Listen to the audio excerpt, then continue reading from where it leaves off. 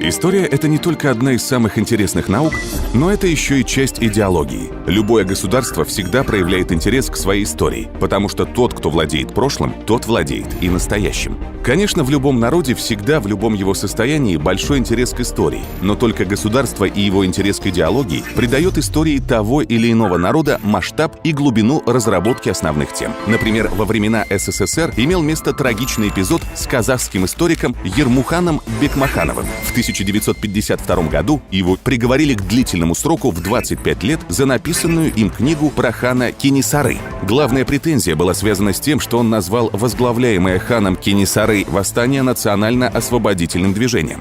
Бекмаханов был освобожден в 1954 году, но арест историка за написанную им книгу и 25-летний срок до сих пор поражают воображение. После приобретения независимости Казахстана среди прочих задач в том числе была поставлена задача формирования государственной идеологии. Это было очень важно для многонационального общества в не самый простой период его истории.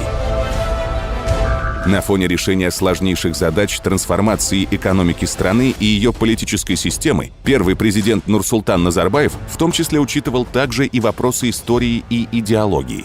Важно было сформулировать общие тезисы и подходы. Причем речь идет о серьезных глубинах исторического знания. Например, как относиться к личности Чингисхана или какое отношение к Золотой Орде имеют современные народы Центральной Азии, включая, естественно, и казахов. Или к кому из современных народов относится князь Владимир, который некогда крестил Киевскую Русь. Все это вопросы, которые пока еще окончательно не стали уделом историков, которые работают в своих кабинетах. Они живут в современном общественном мнении и очень часто присутствуют в политике. В 1999 году первый президент Казахстана Нурсултан Назарбаев выпустил книгу «В потоке истории». В ней были сформулированы простые и вечные вопросы: кто мы и откуда. Нурсултан Назарбаев в предисловии написал, что «Мое обращение к прошлому продиктовано пониманием этой исторической загрузки сегодняшних событий. Особый смысл такое обращение приобретает в многонациональных обществах. Позволю себе несколько механический, но ясный образ. Мы строим полиэтническое государство с равными правами и возможностями для всех.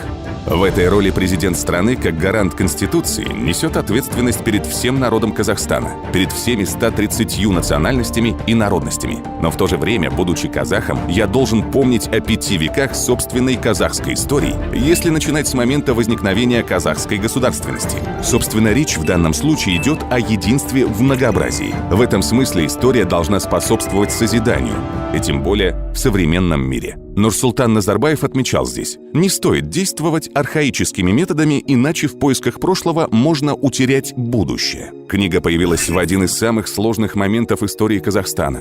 В самый разгар финансового кризиса в Азии, в тот момент, когда цена на нефть была $10 за баррель. Понятно, что острых моментов хватало и внутри Казахстана, и вокруг него. В 2012 году Нурсултан Назарбаев презентовал программу развития страны «Стратегия 2050». В рамках этой программы была предложена идея «Мангелик-Ель». Среди многих других моментов в этой идее говорилось о бережном отношении к общему историческому наследию, а также о приумножении культурного многообразия народов Казахстана. Тәуелсіз елімізді мәңгілік ел етуді мұрат қылдық. Қазақстан 2050 стратегиясы осынау мәңгілік жолдағы буындар бірлігінің, ұрпақтар сабақтастығының көрінісі. Тәуелсіз елді өз қолыменен құрған буыннан бастаған ұлы істерді кейінгі ұрпақтың лайықты жалғастырғанына кәміл сенемін. Бабалардың ерлігі, бүгінгі буынның ерен істері және жас ұрпақтың жасампаздығы арасында сабақтастық болса ғана біз мәңгілік ел боламыз. Конечно, в данном случае очевидна ассоциация с вечным элем древних тюрков, которые в короткое время создали свое государство на пространствах от Монголии и Северного Китая до Крыма и Кавказа. Это была кочевая империя, с которой своим происхождением связаны многие современные тюркские народы, в том числе и казахи. Из всех этих народов казахи остались самым многочисленным. Они населяют сегодня степные пространства от Волги до Западной Монголии. Казахстан – самое крупное государство, созданное бывшими номадами, которое при этом весьма активное и динамично развивающееся. Поэтому обращение к образу тюрков и тюркского каганата в этой ситуации вполне логично. В этой связи обращение к образу древних тюрков и тюркского каганата отражало стремление Казахстана к масштабности, но в то же время и некоторой сдержанности и нейтральности в создании исторической идеологии. Кроме того, древние тюрки не только завоевали степи Евразии, они способствовали созданию главных транспортных коридоров древности. Великий Шелковый путь во многом создан именно их усилиями.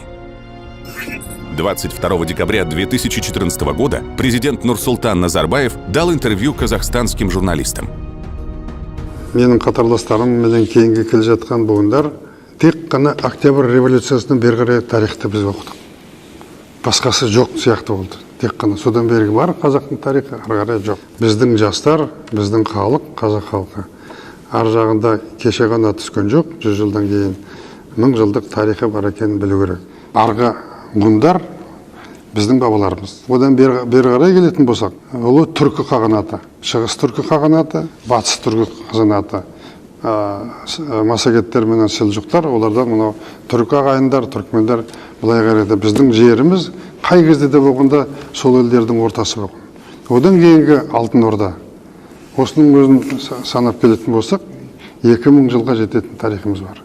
В этом смысле первый президент Нурсултан Назарбаев лишний раз подтвердил, что для государства очень важно, чтобы история стала фактором политической жизни, чтобы она была важной частью нашего общего достояния.